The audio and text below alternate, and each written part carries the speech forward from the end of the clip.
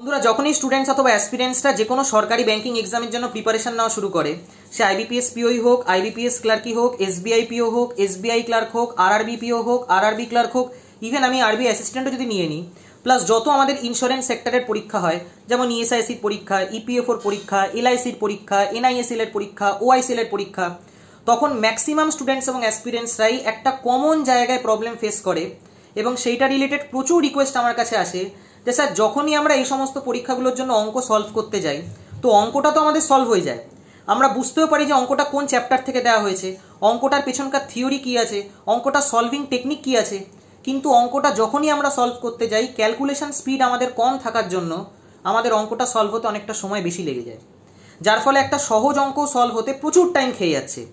তো এই টাইমটাকে আমরা বাঁচাবো কিভাবে নিজেদের ক্যালকুলেশন স্পিডটাকে ইমপ্রুভ করব। তো বন্ধুরা আজকের এই একটা সিঙ্গেল ভিডিওতে এই সম্বন্ধে একদম ডিটেল ওয়েতে আলোচনা করে দেবো।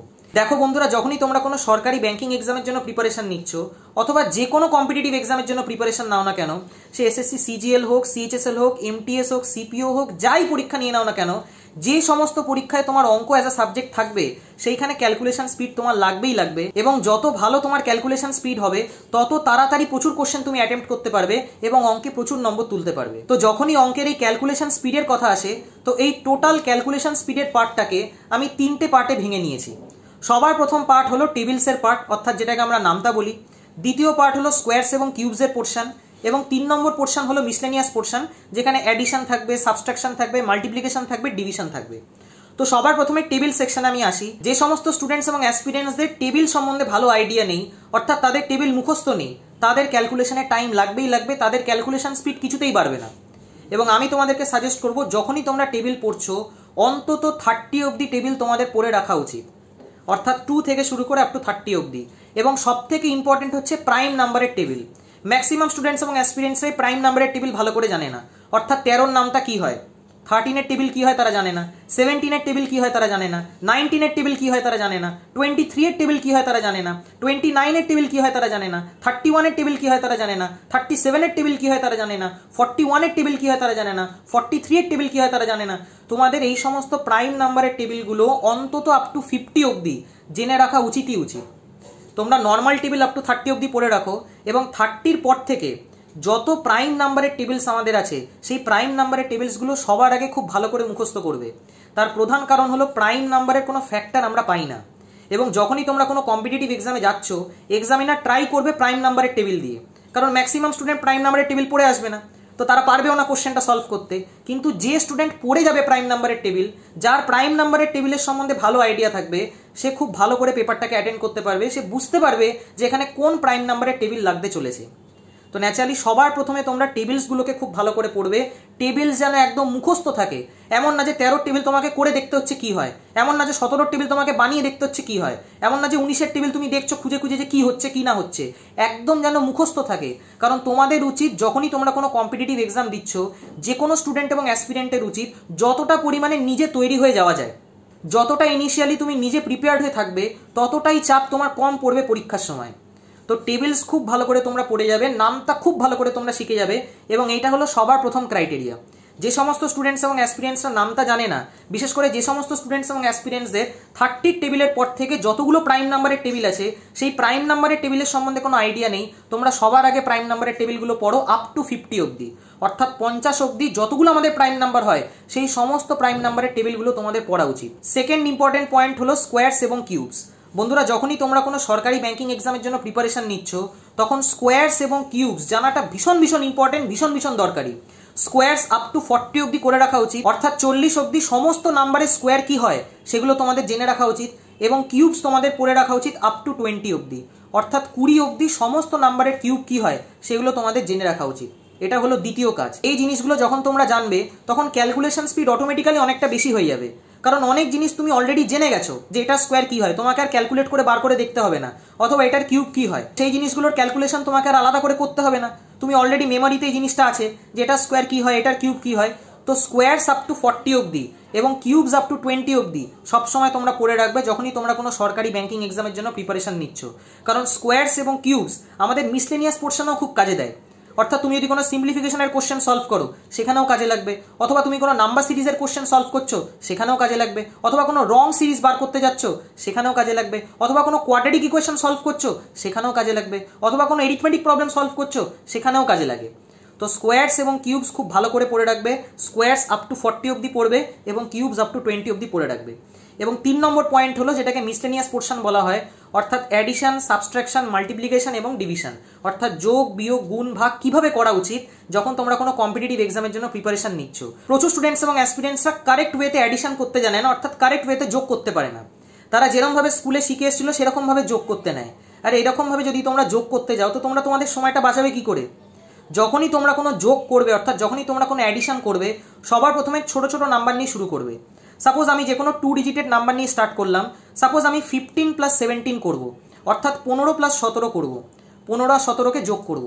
তো হিসেব মতো 15 আর 17কে যখন তোমরা কম্পিটিটিভ এক্সামের জন্য যোগ করবে তখন 15টাকে ব্রেক করে নেবে 10 + 5-এ, মনে মনে ব্রেক করবে, প্রথমে লিখে নেবে, তারপর এই জিনিসটা মাথাতে চলে আসবে। এবং 17টাকেও ব্রেক করে নেবে 10 + 7। তো 15টা ব্রেক হলো 10 + 5-এ, 17টা ব্রেক হলো 10 + 7-এ। এবার লক্ষ্য করো 10 + 10 যোগ করা খুব ইজি, কত হয়ে যাবে 20, এবং 5 + 7 যোগ করা খুব ইজি, কত হয়ে যাবে 12। তাহলে এবার 20 আর 12কে যোগ করে দাও, তাহলে আনসার চলে আসবে 32। এবং এই যে পুরো প্রসেসটা বললাম, এই পুরো প্রসেসটা মেন্টালি হবে এবং এই জিনিসগুলো তুমি সমস্ত নাম্বারের জন্য কাজে লাগাতে পারবে। যখনই তোমরা কোনো অ্যাডিশন করছো সবসময় লাস্টের ইউনিট ডিজিট যেটা তোমার থাকবে সেটাকে 0 বানিয়ে নেওয়ার চেষ্টা করবে, তাহলে যোগ করতে আমাদের সুবিধা হয়। অর্থাৎ যেরকম 15 আর 17কে করলাম, 15টাকে 10 + 5, 17টাকে 10 + 7, তাহলে 10 আর 10 জুড়ে 20 হয়ে গেল, 5 আর 7 জুড়ে 12 হয়ে গেল, তাহলে 20 আর 12 জুড়ে 32 পেয়ে গেলাম। ঠিক সেরকম যদি আরেকটা এক্সাম্পল দিই, সাপোজ ধরো 23 আর 48কে যোগ করব, তাহলে 23টাকে ব্রেক করব 20 + 3, 48টাকে ব্রেক করব 40 + 8, তাহলে 20 আর 40 জুড়বে 60 পাবে, ওদিকে 3 আর 8কে জুড়বে 11 পাবে, তাহলে 60 আর 11 মানে 71 হয়ে যাবে তোমার কারেক্ট আনসার। এরকম ভাবে তোমরা ছোট ছোট নাম্বার নিয়ে প্রথমে যোগ করা শুরু করবে। একবার যখন ছোট ছোট নাম্বারগুলো তোমাদের যোগ হয়ে যাবে তারপর ধীরে ধীরে আস্তে আস্তে বড় বড় নাম্বারে যাবে। এবং যখন ছোট ছোট নাম্বার নিয়ে যোগ করছো, এমন না যে শুধু দুটো নাম্বারই যোগ করলে, যখন দুটো নাম্বারকে যোগ করা শিখে যাবে একটা ক্যালকুলেটর নিয়ে বসবে। যখনই তোমরা তোমাদের হাতে সময় থাকবে, যখনই তোমাদের লেজার টাইম থাকবে, তখনই একটা ক্যালকুলেটর হাতে নিয়ে বসবে এবং ছোট ছোট নাম্বারকে যোগ করবে। দেখবে আস্তে আস্তে তোমার ক্যালকুলেশন ইমপ্রুভ হচ্ছে, তোমার কাছে সেই জিনিসটা সহজ লাগছে। একবার যখন দুটো দুটো নাম্বারের যোগ তোমার একদম ক্লিয়ার হয়ে যাবে, তারপর নাম্বারের সংখ্যা বাড়াবে। অর্থাৎ প্রথমে 15 + 17 যোগ করলে, একবার যখন এই সমস্ত 2 ডিজিটেড নাম্বারগুলো যোগগুলো শিখে যাবে, তারপর 15 + 17 + 43 + 56 এরমভাবে যোগ করে করে দেখবে। অর্থাৎ 4টে সংখ্যা তুমি ধরো নিলে, সেইগুলোকে তুমি যোগ করে দেখবে তোমার আনসার কি আসছে। একবার যখন এগুলো ক্লিয়ার হবে তখন 5টা করে সংখ্যা নেবে, তারপর দেখবে ওগুলো ক্লিয়ার হয়ে যাচ্ছে, আস্তে আস্তে ওগুলো মুখে মুখে করতে পারছো। একবার যখন 2 ডিজিটেড নাম্বারগুলো যোগগুলো একদম ক্লিয়ার হয়ে যাবে অথবা সরগড় হয়ে যাবে তোমার, তারপর 3 ডিজিটেড নাম্বার নিয়ে ট্রাই করবে যোগ করা, এবং সেটাও মেন্টালি করবে। যেমন সাপোজ 315 এর সাথে 678 আমাকে অ্যাড করতে হবে, তাহলে 315টাকে ব্রেক করে নেব 300 + 15, এবং 678টাকে ব্রেক করে নেব 600 + 78। এবার তোমরা সবাই জানো 300 আর 600 যোগ করা ইজি, 900 হয়ে গেল। এবং ওইদিকে 315 এর মধ্যে 15 পড়ে থাকলো, আর ওদিকে 678 এর মধ্যে 78 পড়ে থাকলো। আবার 15 আর 78কে জুড়বে কিভাবে? 15টাকে ব্রেক করে নেবে 10 + 5-এ, 78টাকে ব্রেক করে নেবে 70 + 8-এ। তাহলে ওইখানে 315 এর মধ্যে 15এরটা যে 10 পড়ে থাকলো, তাহলে এদিককার 10 আর ওদিকে 70 জুড়বে, তাহলে 80 পেয়ে গেলে। আর ওদিকে 5 পড়ে থাকলো আমাদের, কারণ 15-র মধ্যে 10 চলে গেল, তাহলে 5 পড়ে থাকবে। আর ওদিকে 678 এর মধ্যে 70 চলে গেল, মানে 8 পড়ে থাকবে, তাহলে 5 আর 8কে জুড়বে, তাহলে 13 পাবে। তাহলে ওদিকে 80 আর 13 মানে 93 পেলে, আর তার আগে 900 পেয়েছিলে, তাহলে 900 + 93 মানে 993 তোমার আনসার হয়ে যাবে। অর্থাৎ যাহা তক আমরা 315কে 678 এর সাথে অ্যাড করব, আমরা আমাদের আনসার পাবো 993। এইভাবে প্র্যাকটিস করবে মেন্টালি, তাহলে তুমি দেখবে শুরুতে তোমার মনে হবে যে স্যার এটাতে তোমার টাইম বেশি লাগছে, কিন্তু এটাতে টাইম আমাদের বেশি লাগে না। এই জিনিসটা এত তাড়াতাড়ি আমরা ব্রেনে প্রসেস করতে পারি, এই জিনিসটা এত তাড়াতাড়ি আমাদের যোগ দিয়ে দেয় যে আমাদের এখানে পেন তোলার দরকার পড়ে না। এবং এই জিনিসগুলো ভীষণ পরিমাণে তোমায় হেল্প করবে, বিশেষ করে তুমি এখন ডিআই সেকশন সলভ করবে, যেটাকে আমরা ডেটা ইন্টারপ্রিটেশন সেকশন বলি। নেক্সট ইম্পর্টেন্ট পয়েন্ট হলো মাইনাস কিভাবে করতে হয়। প্রচুর স্টুডেন্টস এবং অ্যাসপিরেন্টসরা মাইনাস করার টেকনিক জানে না, তারা নর্মাল ওয়েতে মাইনাস করে, তারা মুখে মুখে মাইনাস করতে পারে না। এবার মুখে মুখে তুমি যদি মাইনাস না করতে পারো, তাহলে যখনই তোমার সামনে কোনো নাম্বার সিরিজ থাকবে, তো সেই নাম্বার সিরিজের মধ্যে যদি কোনো মাইনাসের কনসেপ্ট লাগে, কারণ তোমরা সবাই জানো নাম্বার সিরিজে ম্যাক্সিমাম জায়গায় আমরা গ্যাপ ভ্যালু তুলি, তো গ্যাপ ভ্যালুটা মানে যে বড় ভ্যালুটা আছে তার থেকে ছোট ভ্যালুটা মাইনাস করে তো তুমি গ্যাপটা বার করবে। তো সেইটার জন্য যদি তোমাকে খাতা পেনে লিখতে হয় তাহলে সেখানে সময় যাবে। তো ন্যাচারালি সেই জিনিসটা মুখে মুখে কিভাবে বানাবো? তো যখনই তোমরা মাইনাস সলভ করছো সেখানে দুটো ইম্পর্টেন্ট পয়েন্ট হলো, সবার ফার্স্ট পয়েন্ট হলো যেটাকে ইজি মাইনাস আমরা বলি, যেখানে ইউনিট ডিজিটের মধ্যে কোনো ব্যালেন্স অ্যামাউন্ট থাকবে না। যেমন সাপোজ আমি 87 থেকে 63কে মাইনাস করব, তাহলে তোমরা দেখো 87 থেকে 63 মাইনাস করা ইজি, তোমাদের যেভাবে ভাঙতে বললাম সেইভাবে ভাঙবে। 87টাকে ব্রেক করবে 80 প্লাস 7-এ, 63টাকে ব্রেক করবে 60 প্লাস 3-তে। এবার 80 থেকে 60কে তোমরা মাইনাস করবে তাহলে 20 পাবে, অন্যদিকে 7 থেকে 3কে মাইনাস করবে তাহলে তোমরা 4 পাবে। তো আলটিমেট আনসার তোমাদের চলে এলো 20 plus 4 that is equal to 24। এই মাইনাসটা করা একদম ইজি ছিল, কারণ এখানে ইউনিট ডিজিটের কোনো ঝামেলা ছিল না। কিন্তু আজকে যদি আমি মাইনাসটা এরকম দিতাম যে 87 থেকে 59কে মাইনাস করো, তখন এইখানে স্টুডেন্টরা প্রবলেম ফেস করতো। তো এটাকে কিভাবে আসবো, 87টাকে ব্রেক করবো 80 প্লাস 7-এ, 59টাকে ব্রেক করবো 50 প্লাস 9-এ, তাহলে 80 থেকে তুমি 50 কাটবে, কত থাকবে 30।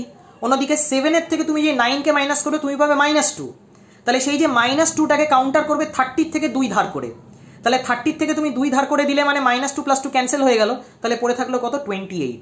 তো সবসময় এরকমভাবে মাইনাস করতে হয় যখন ইউনিট ডিজিট তোমার বড় থাকবে, অর্থাৎ যেখানে তোমাকে কারোর কাছ থেকে ধার করে আসতে হবে। যেমন আরও একটা এক্সাম্পল দিয়ে তোমাদের এই কনফিউশনটা ক্লিয়ার করে দিই। সাপোজ আমাকে 65-এর থেকে 46কে মাইনাস করতে হবে, তাহলে 65টাকে ব্রেক করবো 60 প্লাস 5-এ, 46টাকে ব্রেক করবো 40 প্লাস 6-এ। এবার 60 থেকে 40 কাটবো তাহলে 20 পড়ে থাকবে। অন্যদিকে দেখো 5-এর থেকে 6কে মাইনাস করবো তো -1 পড়ে থাকবে। তো -1টাকে কাউন্টার করবে কে, যে 60 থেকে 40টাকে নিলাম যেখানে 20 পেলাম, 20 থেকে 1কে ধার করে নেব, তাহলে +1-এর সাথে -1 কেটে যাবে, তাহলে পড়ে থাকবে কত 19। তাহলে এইভাবে আমরা মাইনাস করি, এবং এইটা হচ্ছে মাইনাস করা প্রপার টেকনিক যদি তুমি মুখে মুখে মাইনাস করতে চাও। তো যখনই ক্যালকুলেশন প্র্যাকটিস করবে একটা ক্যালকুলেটর হাতে নিয়ে বসবে, নাম্বারগুলোকে লিখবে এবং মনে মনে সলভ করবে, এবং তারপরে ক্যালকুলেটরের সাথে আনসার মিলিয়ে চেক করে নেবে যে তুমি যে জিনিসটা ভাবলে সেই জিনিসটার সাথে কারেক্ট আনসার পাচ্ছ কিনা। ঠিক সেরকম যদি মাল্টিপ্লিকেশনের কথা বলি, তো যত আমাদের মাল্টিপ্লিকেশন হয়, যদি 2 × 2 ডিজিটের মাল্টিপ্লিকেশন বলি তো সেটার আলাদা টেকনিক হয়, যদি 3 × 3 ডিজিটের মাল্টিপ্লিকেশনের কথা বলি তো সেটারও আলাদা টেকনিক হয়। তো এই জিনিসগুলো তো এরকমভাবে মুখে বলা সম্ভব না, তবু এগুলোর টেকনিক তোমরা যদি চাও আমি এটার উপর আলাদা করে ভিডিও বানিয়ে দেখিয়ে দেবো যে কিভাবে 2 × 2 ডিজিটের মাল্টিপ্লিকেশন করতে হয়, অথবা কিভাবে 3 × 3 ডিজিটের মাল্টিপ্লিকেশন ফার্স্ট সলভ করতে হয়। এবং এই সমস্ত মাল্টিপ্লিকেশনগুলো আমরা কনভেনশনাল মেথডে করি না, এই সমস্ত মাল্টিপ্লিকেশনগুলোর আলাদা টেকনিক আছে, এবং এইভাবে তোমরা যদি সলভ করো তাহলে মাল্টিপ্লিকেশন উইদিন সেকেন্ডস তোমাদের সলভ হয়ে যাবে। ঠিক সেরকম ডিভিশন অথবা ভাগেরও আলাদা টেকনিক আছে। তো সেই টেকনিকগুলো যদি তোমাদের লাগে তো তোমরা কমেন্ট সেকশনে কমেন্ট করে জানিও, যদি আমি সময় পাই তোমাদের জন্য সেই ভিডিওগুলো আমি বানিয়ে দেবো। এবং এইরকমভাবে তোমরা ক্যালকুলেশনকে ইমপ্রুভ করবে, এরকমভাবে যখন ডেইলি বেসিসে তোমরা প্র্যাকটিস করবে, সবসময় যখনই তোমরা প্রিপারেশন নিচ্ছ যাই পড়ো না কেন 1 থেকে 1.5 ঘন্টা তোমাদের ক্যালকুলেশন প্র্যাকটিসের জন্য রাখা উচিত সবসময়। এবং এই জিনিসটা মেজরিটি স্টুডেন্টস এবং অ্যাসপিরেন্টসরাই করে না বলে তারা অঙ্কে ভালো নম্বর তুলতে পারে না। তো অঙ্কে যদি ভালো নম্বর তোমায় তুলতে হয় তাহলে ক্যালকুলেশন স্পিডের জন্য আলাদা করে টাইম তোমাকে অ্যালট করতে হবে, যাতে তোমার ক্যালকুলেশন স্পিডটা বেড়ে যায়। তো তুমি নিজেই সেখান থেকে বুঝতে পারবে যে কত কম সময়ে কত বেশি কোশ্চেন তুমি সলভ করতে পারছো। তো একদম ফুল কনফিডেন্সের সাথে, ফুল মোটিভেশনের সাথে সরকারি ব্যাংকিং এক্সামসের জন্য প্রিপারেশন করো, এবং যদি তোমাদের কোথাও গাইডেন্সের প্রয়োজন হয় তো তোমরা গাইডেন্সও নিতে পারো। আমি নিজেও পার্সোনালি সমস্ত ব্যাংকিং এক্সামসের জন্য অনলাইনে ম্যাথস এবং রিজনিং পড়াই। তো তোমরা যদি চাও তো আমার সাথেও কন্ট্যাক্ট করতে পারো। আমার হোয়াটসঅ্যাপ নাম্বার 8617204564। তো যদি তোমরা গাইডেন্স চাও তাহলে কল করো না, হোয়াটসঅ্যাপ করো, কারণ কল অনেক সময় আমি ধরতে পারি না। আমি নিজে আইবিপিএসপি এবং আইবিপিএস ক্লার্ক দুটো পরীক্ষায় ফার্স্ট অ্যাটেম্পটেই ক্লিয়ার করেছি। তো ন্যাচারালি তোমাদেরকে খুব ভালো করে গাইড করতে পারবো যে কি টেকনিক অফ সলভিং হওয়া উচিত, কিভাবে একটা কোশ্চেনকে অ্যাপ্রোচ করা উচিত, যাতে কোশ্চেন সলভিং টাইমটা আমরা কমাতে পারি এবং নিজেদের অ্যাটেন্ড বাড়াতে পারি। কারণ যত সরকারি ব্যাংকের চাকরির পরীক্ষা তোমরা দেবে, সেই সমস্ত পরীক্ষায় টাইম একটা ভীষণ ইম্পর্টেন্ট রোল প্লে করবে। এবং সব থেকে বেশি ফোকাস যে দুটো সাবজেক্টে তোমাদের করতে হবে সেটা হলো ম্যাথস এবং রিজনিং সেকশন। ম্যাথস এবং রিজনিং সেকশন যদি স্ট্রং না থাকে তাহলে কিছুতেই তোমাদের কম্পিটিটিভ এক্সাম ক্লিয়ার হবে না, সে তোমরা যাই পরীক্ষা দিয়ে নাও না কেন। কারণ ম্যাথস এবং রিজনিং হচ্ছে এমন সেকশন যেখানে কম সময় প্রচুর কোশ্চেন অ্যাটেম্প্ট করে আমরা বেরিয়ে যেতে পারি। তো সেখান থেকেই প্রচুর নম্বর আমরা তুলে নেব। এবং ম্যাথস এবং রিজনিং সেকশন যার যত বেশি স্ট্রং থাকবে তার জিকে সেকশনের ওপর চাপ তত কম পড়বে। এই জিনিসটা সবসময় মাথায় রাখবে, কারণ কম্পিটিটিভ এক্সামে কোনো জায়গা তুমি কাউকে ছাড়তে পারো না। তো ন্যাচারালি যে জায়গা দিয়ে সিলেকশন হয় সেই জায়গাটাকে তোমাকে টপ প্রায়োরিটিতে রাখতে হবে, সেই জায়গাটাকে টপ লেভেলে প্র্যাকটিস করতে হবে। তো ন্যাচারালি ম্যাথস এবং রিজনিং খুব ভালো করে শিখবে এবং চেষ্টা করো তার কাছ থেকেই গাইডেন্স নেওয়ার, যে অলরেডি ফিল্ডে সিলেক্টেড, যাতে তার টেকনিক অফ সলভিং, তার মেথড অফ সলভিং, তার ডাউট ক্লিয়ারিং প্রসেস খুব ভালো করে শিখতে পারো এবং সেই জিনিসগুলোকে পরীক্ষায় অ্যাপ্লাই করতে পারো। বাকি আশা করি তোমাদের এই ভিডিওটা দিয়ে কিছুটা হেল্প করতে পারলাম। ভিডিওটা যদি তোমাদের ভালো লেগে থাকে তাহলে অবশ্যই লাইক এবং বন্ধুদের সাথে শেয়ার করো। Thank you.